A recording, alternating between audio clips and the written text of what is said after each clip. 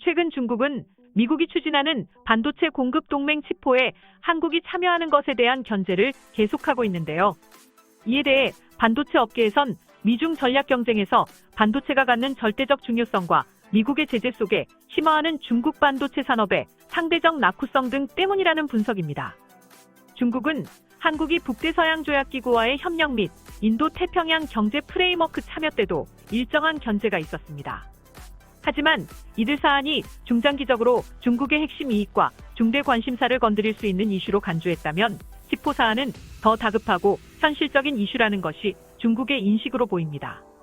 자동차와 각종 가전제품을 비롯한 일반 제조업은 물론 군수산업에까지 반도체가 들어가지 않는 곳이 없는 상황에서 미국이 반도체 생산의 강자인 한국과 대만, 반도체 제조 설비 분야 강자인 일본과 반도체 동맹을 결성하는 것은 중국의 급소를 겨냥한 것이라는 인식입니다.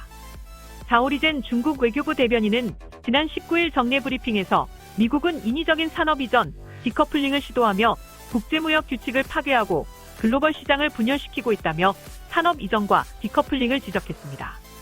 이러한 인식은 미중 양국의 전략 경쟁이 양국 사이의 모든 것이 단절되는 최악의 시나리오까지 완전히 배제할 수 없을 정도로 심각하게 진행되고 있음을 반영하는 것이라고 전문가들은 보고 있습니다.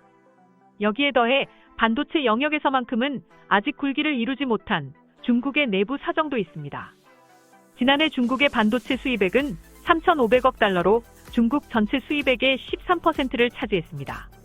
금액 기준으로 원유와 전체 농산물 수입액보다도 많은 데서 보듯 반도체 분야 대외 의존도가 아직 높은 편인데 중국은 프리미엄급 첨단 반도체 영역에서만큼은 세계 정상 수준과 아직 격차를 보이고 있다는 것이라는 평가입니다. 이런 상황에서 미국이 자국 기술이 포함된 소프트웨어, 장비, 재료의 대중국 기업 판매 금지, 자국 투자자의 중국 기업 투자 금지 등 다층적 제재를 활용해 중국의 여러 반도체 기업들에 직접적인 압박을 가하면서 중국은 다급해진 상태입니다. 중국 최대 반도체 위탁 생산 업체인 SMIC가 미국 정부의 반대로 네덜란드 ASML로부터 반도체 노광 장비를 구매하지 못해 최첨단 미세 공정 양산으로 가는 돌파구를 마련하는데 어려움을 겪는 것이 대표적인 사례입니다. 중국은 미국의 제재망을 뚫는 길은 궁극적으로 반도체 자급 체제를 만드는 것으로 보고 국가적 역량을 투입하고 있지만 시간의 장벽을 단숨에 뛰어넘을 수는 없는 상황입니다. 따라서 반도체 자급 체제를 구축할 때까지는 한국이 미국의 대중국 반도체 디커플링에 가담하지 않도록 해야 한다는 절실한 필요성을 느끼는 것으로 보입니다. 이처럼 치포 동맹으로 중국의 반도체 입지가 더욱 줄어들 것으로 보입니다. 지금까지 시청해주셔서 감사합니다. 구독하기, 좋아요 많이 눌러주시고요. 댓글도 많이 남겨주시면 감사하겠습니다.